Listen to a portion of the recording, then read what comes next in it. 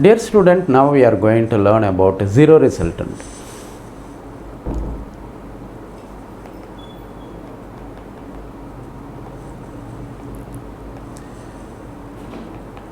If two vectors of equal magnitude act in the opposite direction, they can produce zero resultant. So, minimum number of vectors, equal vectors required to produce zero resultant are 2. Then a vector plus b vector modulus is equal to 0 if modulus of a is equal to modulus of b vector and angle between them is 180 degree. Let us take three vectors, a vector, b vector and c vector. They are acting at a point O. The angle between AB is alpha, B and C is beta,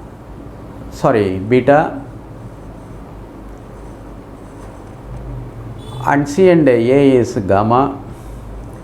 If they produce zero resultant, if A vector plus B vector plus C vector is equal to 0, then these three vectors can be represented by three sides of the triangle in the same order. Let us see how it is. This is the A vector. I didn't change the angle. Bring the tail of B vector to the head of A vector. This is B vector. Without changing the angle, shift the vector B such that its tail must coincide with the head of A, and then shift the C vector such that the tail of C vector must coincide with the head of B vector. If so, we will get a closed triangles. These three vectors are represented by three sides of the triangle in the same order. If you get such a vectors, definitely they will produce zero resultant. Now, what is the angle between A and B? Let us see. This dotted line gives a line of action of A vector. With the line of action of A, the B is making an angle alpha. This is alpha. This is a line of action of B. It makes an angle beta with C. Line of action of C, this is, it makes an angle gamma with A. These are the angle made by these vectors with the successive vectors.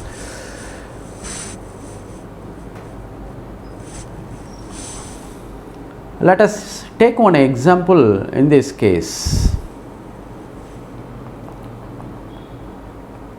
Suppose three vectors of equal magnitudes, say 10 Newton force, 10 Newton force and another 10 Newton act at a point O.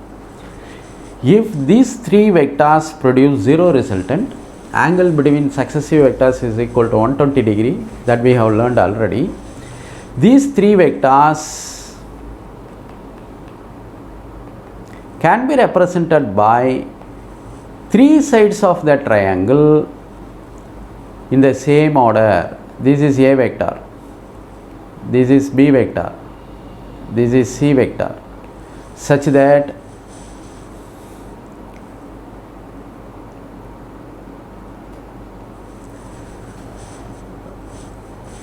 they can produce zero resultant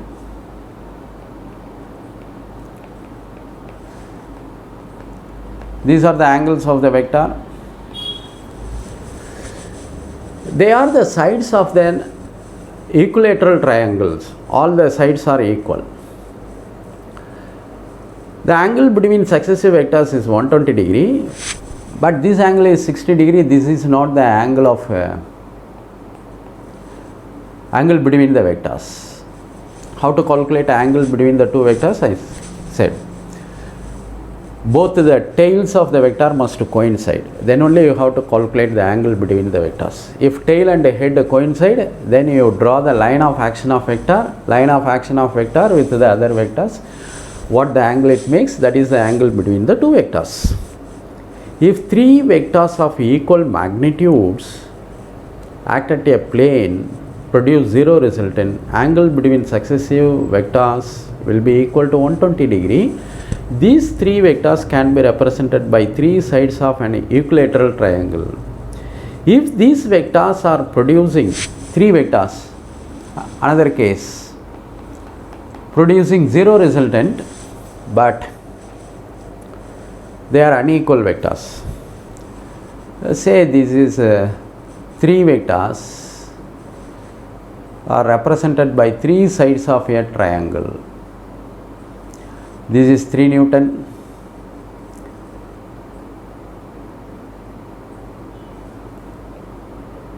this is 4 Newton, sorry, this is 5 Newton, this is 4 Newton. This is an right angle triangle. 5 square is equal to 4 square plus 3 square.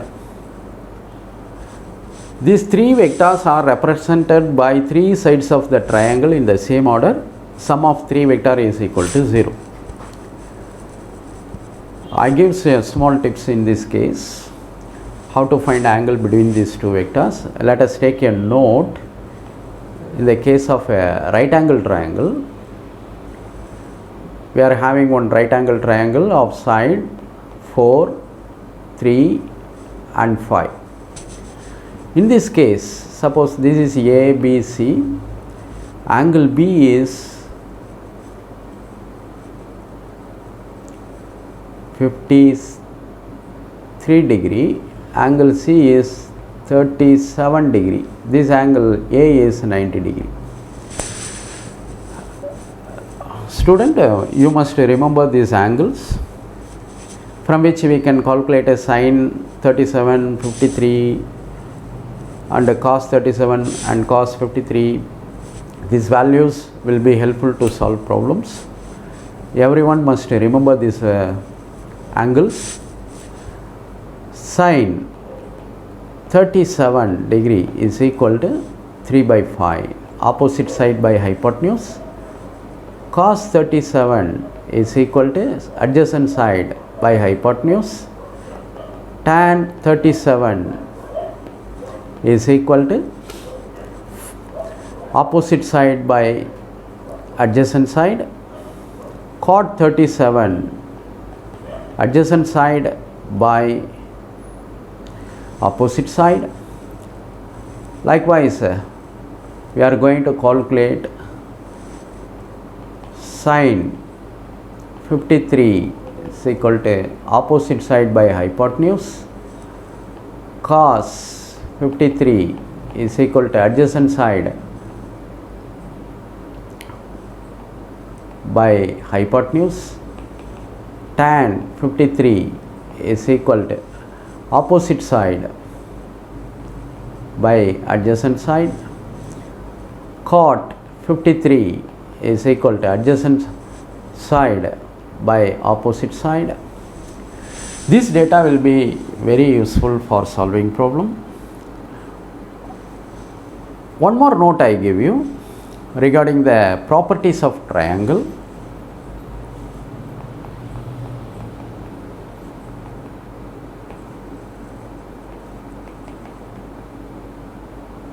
Suppose these are the sides of the triangle A, B, C. Need not to be right angle triangle, any triangle it may be. The magnitude or length of the sides, I say this is A, this is B, this is C. These are the length of the sides of the triangles. If you add two sides, any two sides, that will be greater than third side of the triangle. For example, if you add A and B, A plus B always greater than or equal to side C, may be equal to C or greater than C. Likewise, B plus C is greater than or equal to A.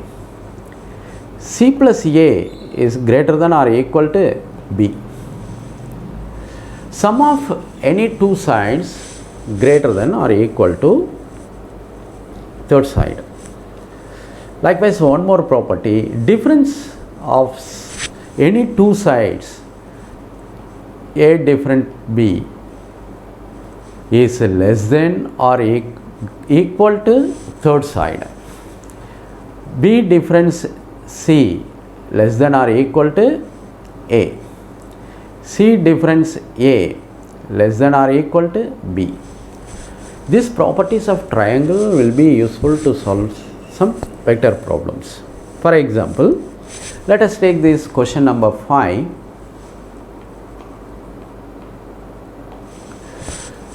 You are given three set of triangles or three set of sides of a triangle, or you are given magnitudes of three vectors. You are asked to identify which set can produce zero resultant for any angle. For example, option A, a set of magnitude of vectors 3, 4, 5. Another one 10, 10, 10. Another one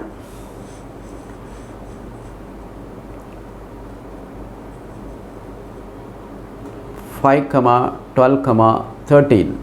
Another one 2, 8 and 20. These are the magnitudes of set of triangles. These are the magnitudes of three vectors given to you. Among the following, which can produce zero resultant for any angle? If they produce zero resultant, they can be represented by three sides of the triangle in the same order. If they make a closed triangle, then the properties of triangle is valid. Sum of magnitudes of any two vectors must be greater than or equal to third vector magnitude. 3 plus 4 greater than, first option let us see, 3 plus 4 is greater than 5, 4 plus 5 greater than 3, 5 plus 3 greater than 4. So this property is obeying, so it can give zero resultant.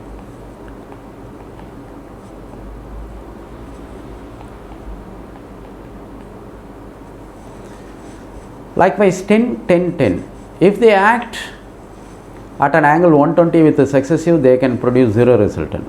10 plus 10, 20, that is greater than 10. 10 minus 10, 0, that is less than another 10. So it can produce a zero resultant. Likewise 5 plus 12, 17, that is greater than 13. 12 plus 13, 25, greater than 5. 13 plus 5, 18, greater than 12, it also can produce zero resultant. 2 plus 8, 10, that is less than 20.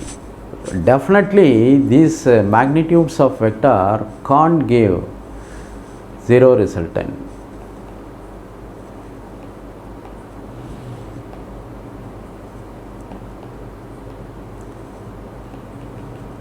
For any angle.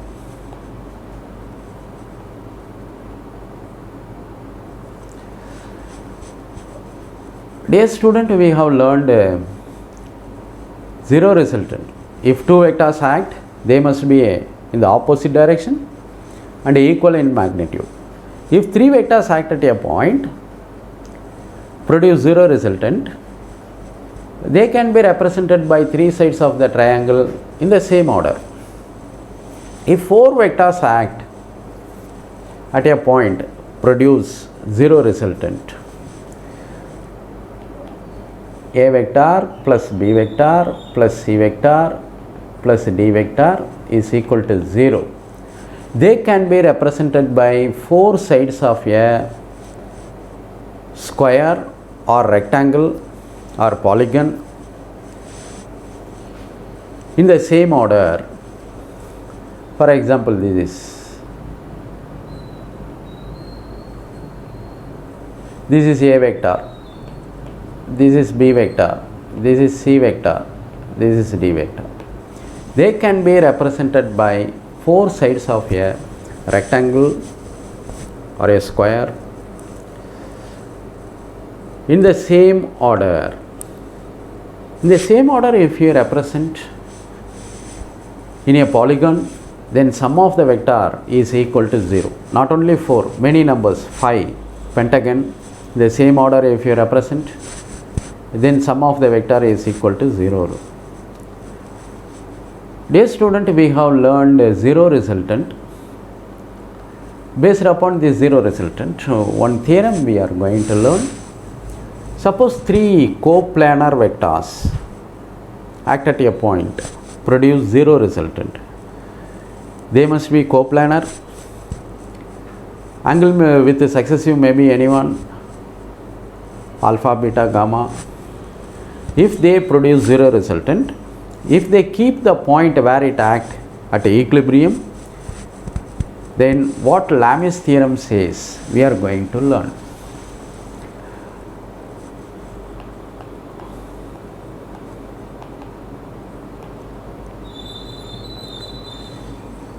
A, B, C are the three vectors. This is A vector, this is B vector, this is C vector. Angle between A, B is alpha, B and C is gamma, C and A is, oh, this is gamma, this is beta, sorry, this is beta. If A plus B plus C is equal to 0, then what Lamis theorem says, let us see. Magnitude of A vector divided by sine angle of opposite.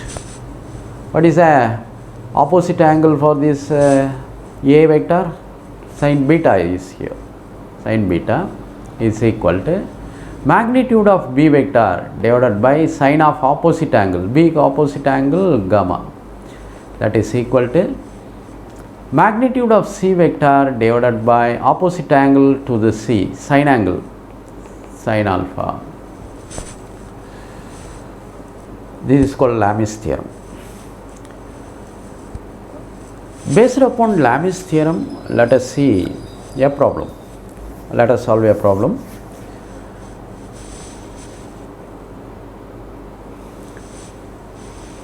Problem number 6.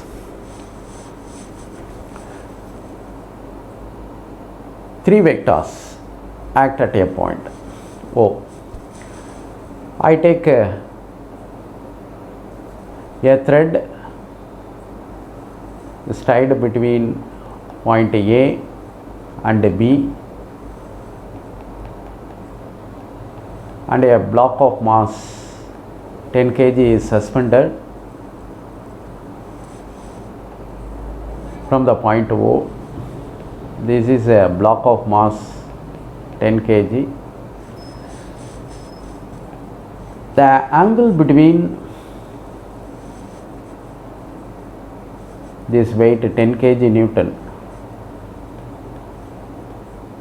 10 kg weight or 100 Newton, this is weight, and tension here T1 is 90 degree. Angle between this tension T1 and T2 we can calculate from, this is the angle given, say 53 degree given. So this angle is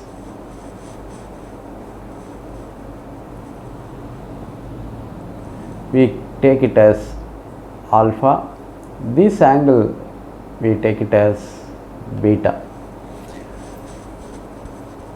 Now the point O is at rest, we can apply Lamis theorem. Angle A given as 53 degree. Find tension T1 and T2. This is T2, let us take.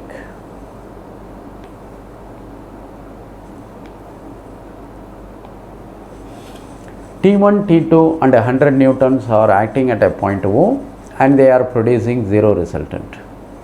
So this is tension T2. This is tension T1. This is the tension 100 Newton. Angle between T1 and 100 Newton is 90 degree. This angle is given as 53 degree.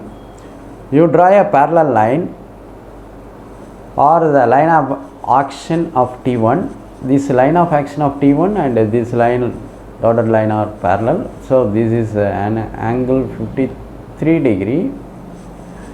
This angle alpha is equal to, we have given as alpha 180 minus 53 degree. This angle beta we can write as 90 plus 53. Now let us apply Lami's theorem. Tension T1 divided by sine of opposite angle beta. Tension T2 divided by sine of opposite angle 90, sine 90. 100 Newton divided by sine of opposite angle alpha. Therefore, T1 divided by sine 90 plus 53 is equal to T2 divided by 1 is equal to 100 divided by sine of 180 minus 53.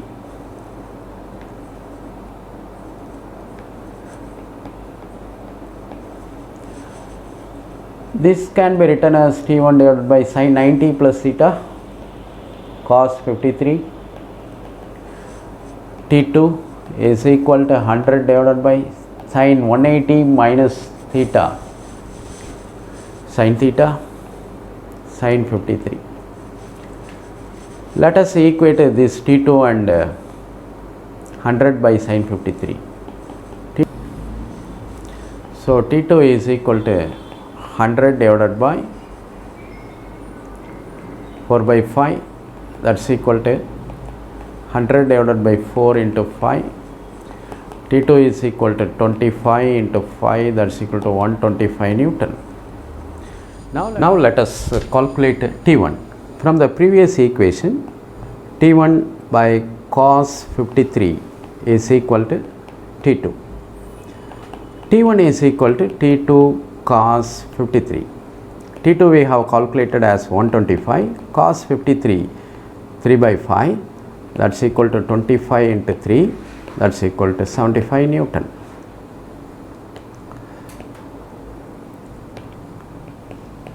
Start. Dear students, we have learned about the zero resultant. If two vectors act, in three vectors act, we have learned about the zero resultant. If three vectors act at a point, they can be represented by three sides of the triangle. If four equal vectors equal in magnitude act at a point produce zero, they can be represented by four sides of a square in the same order. Let us take n number of vectors of equal magnitude act at a point and they produce zero resultant. Then what is the angle between successive vectors? That we can calculate. If n number of vectors act at a point produce zero resultant and the magnitude of all the vectors are equal, then angle between the successive vectors is equal to 360 degree divided by number of vectors. For example, if two vectors of equal magnitude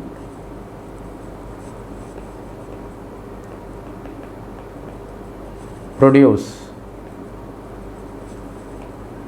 0 resultant.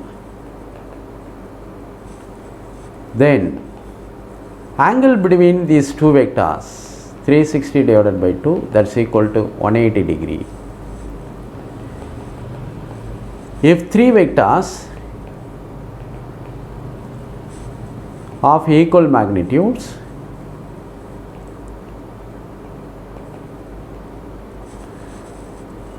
produce 0 resultant,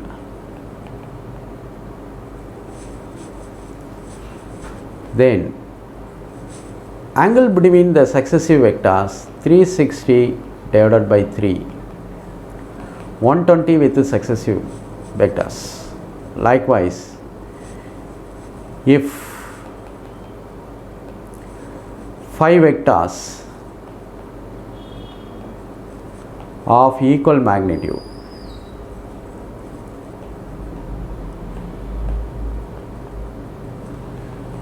produce 0 resultant,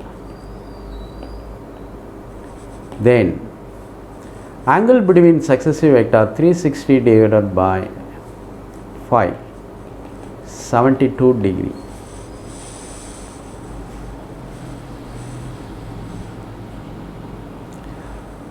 In the first case, the vectors are represented in the opposite directions, equal magnitude, angle between them is 180 degree.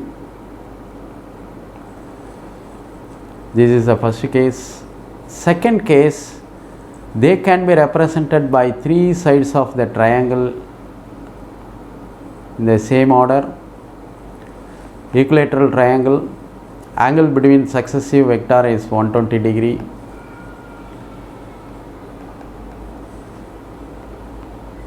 Third case, they can be represented by 5 sides of a pentagon.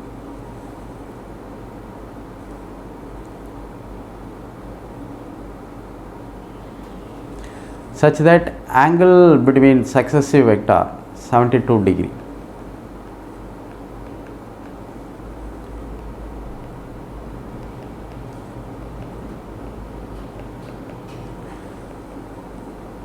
If they produce 0 resultant, they can be represented by sides of a polygon in the same order. Please keep in mind.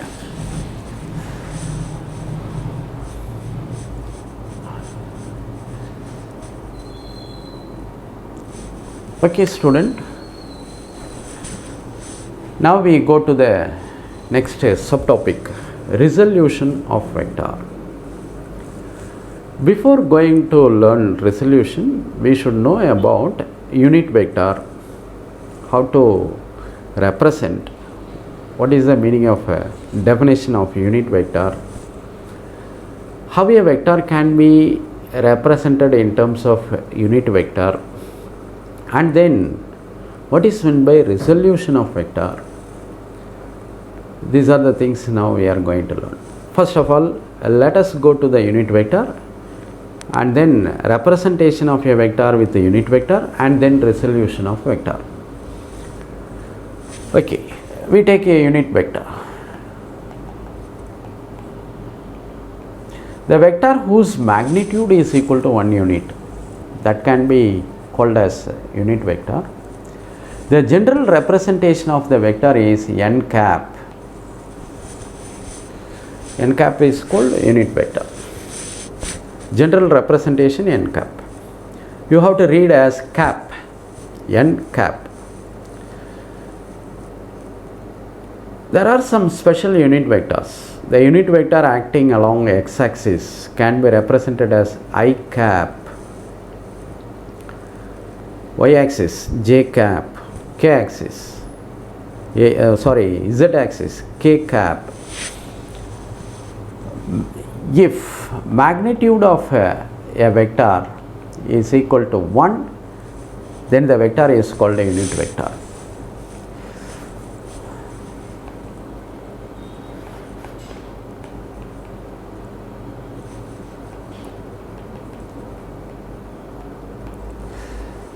Okay, suppose A is a vector, then its unit vector can be represented as A cap.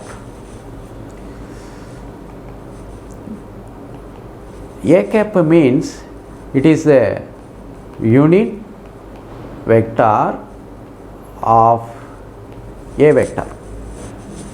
You say B cap, it is the unit vector of B vector. N cap, it is a unit vector of any vector you can specify.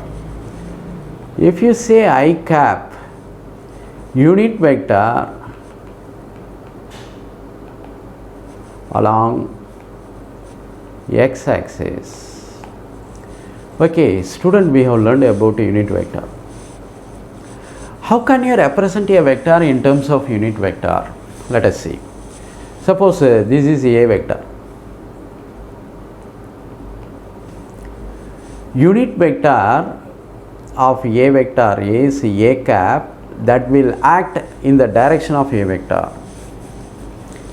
Magnitude of A vector simply we can represent as A. Now, how can we represent A vector in terms of A cap? It is the product of magnitude of A and a unit vector A cap. A cap direction is along A. So, any vector can be represented as product of its magnitude and a unit vector in this direction of given vector. Likewise, B vector is equal to B cap. Suppose you say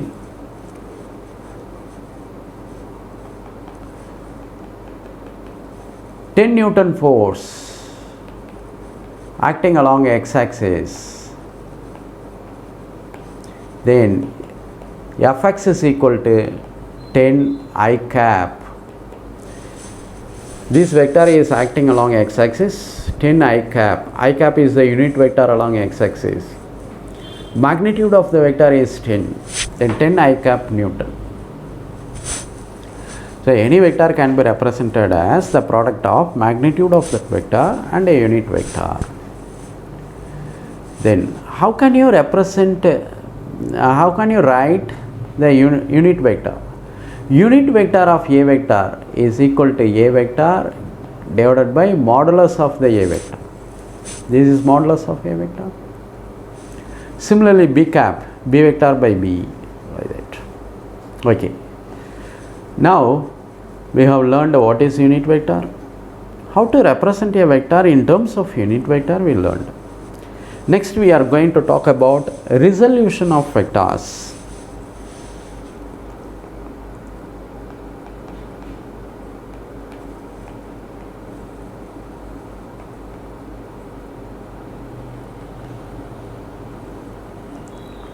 Resolving a vector is nothing but splitting up a given vector into two or more mutual perpendicular components. Let us split a vector into two mutual perpendicular components. I am going to take A vector. A vector is acting in the xy plane. This is y axis. This is x axis. OP is the vector A vector, its magnitude is A. Length of OP line gives magnitude of the vector A. This vector makes an angle theta with the x axis. We are going to split this OP vector or A vector into two mutual perpendicular components. One component along x axis, another component along y axis. How to split?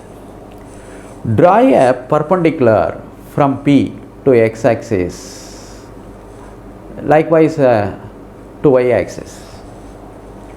They meet at n and m respectively on this axis.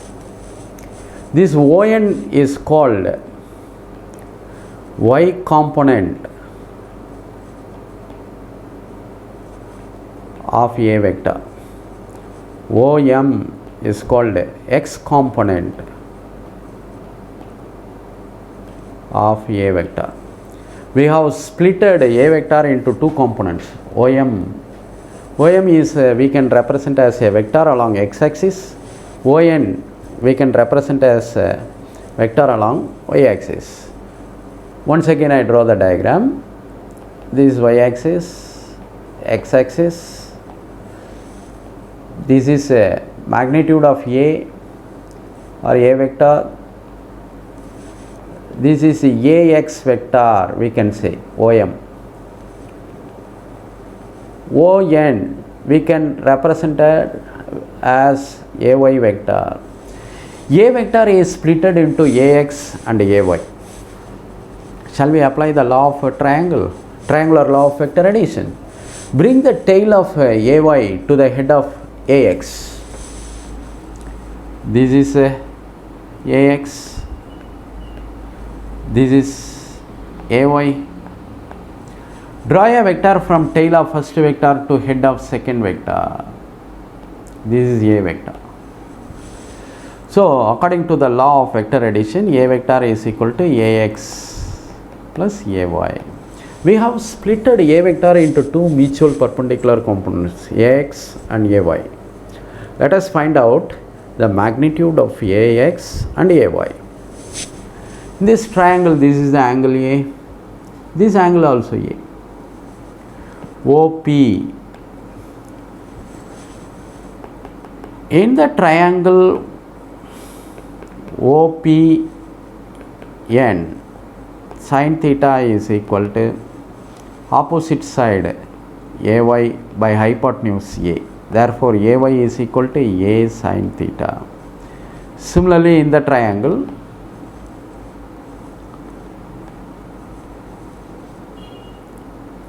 OMP,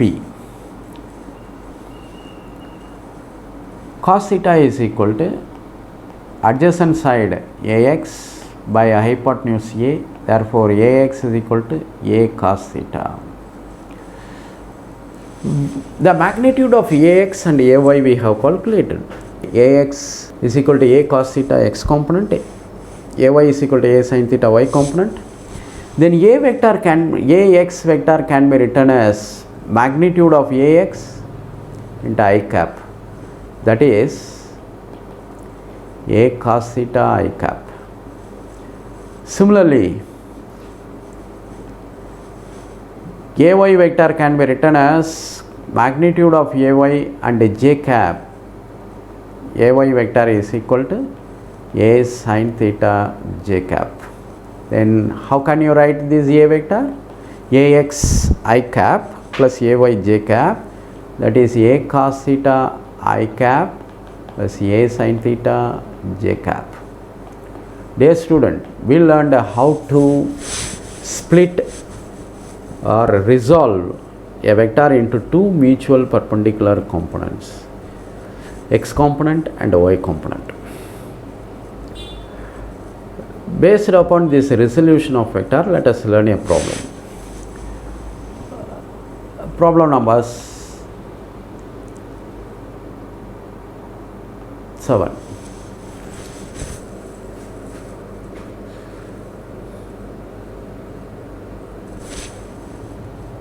A force of 10 Newton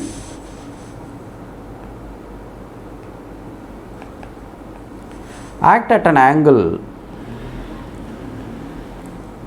30 degree with the x-axis.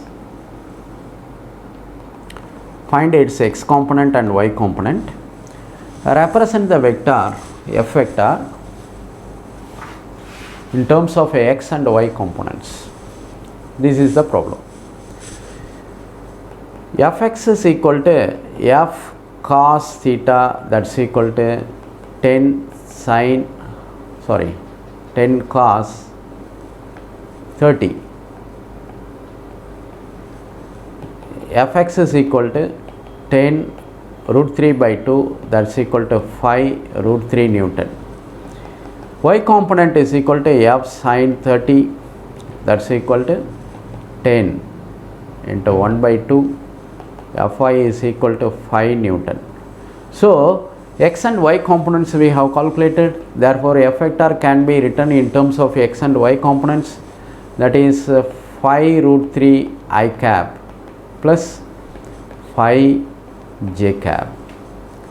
So the f vector is splitted into two mutual perpendicular components whose magnitudes are phi root 3 and phi Newton. Okay. Now, if the components are given, how to identify the given vectors? Let us go back to the previous resolution of vector. Ax we calculated as a cos theta and ay we calculated as a sin theta. We square these two equations and add it. Note,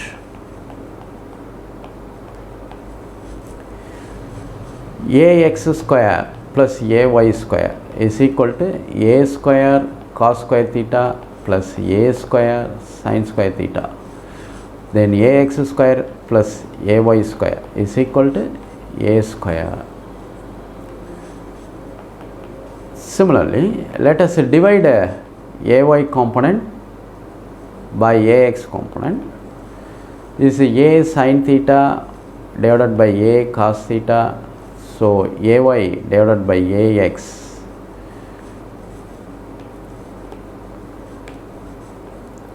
is equal to tan theta. Angle between the given vector with the x-axis theta is equal to tan inverse of y component divided by x component.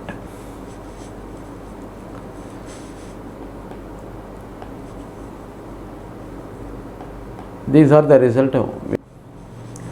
Let us take problem number 8. A vector is acting in the xy plane. This is a vector, a vector. Find the angle made by the vector with the x-axis. This is a problem. What is given is a vector is equal to root 3 I cap plus j cap. This vector is acting in the xy plane. Magnitude of x component is root 3 and y component is 1. So ax is equal to root 3 and ay is equal to 1. Angle made by this vector with the x-axis, that is theta. Tan theta is equal to y component by x component 1 by root 3. Therefore, theta is equal to 30 degree. Let us take this problem number 9.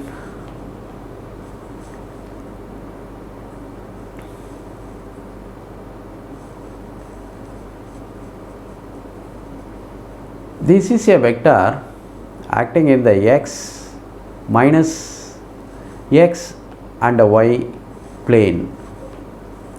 This is minus x plane, this is y plane, sorry, minus x axis and y axis. This is the minus x y plane, this is a vector.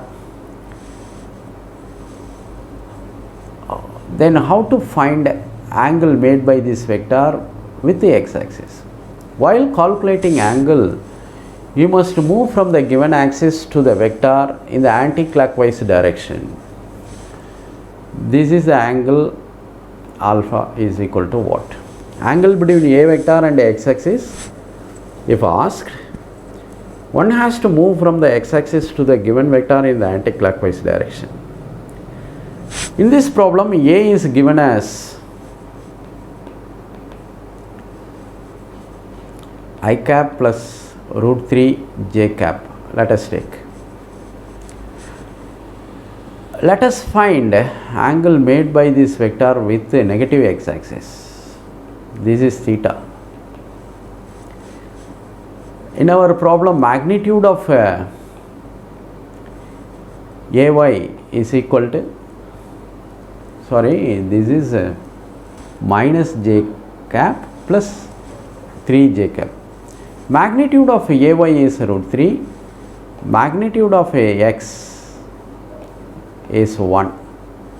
If so, tan theta is equal to y component root 3 by x component, that's equal to tan theta is equal to root 3, theta is equal to 60 degree. This is the angle made by given vector a vector with the negative x axis. So with the positive x axis we have to calculate angle between a vector and x axis. Alpha is equal to 180 degree minus 60, then alpha is equal to 120 degree.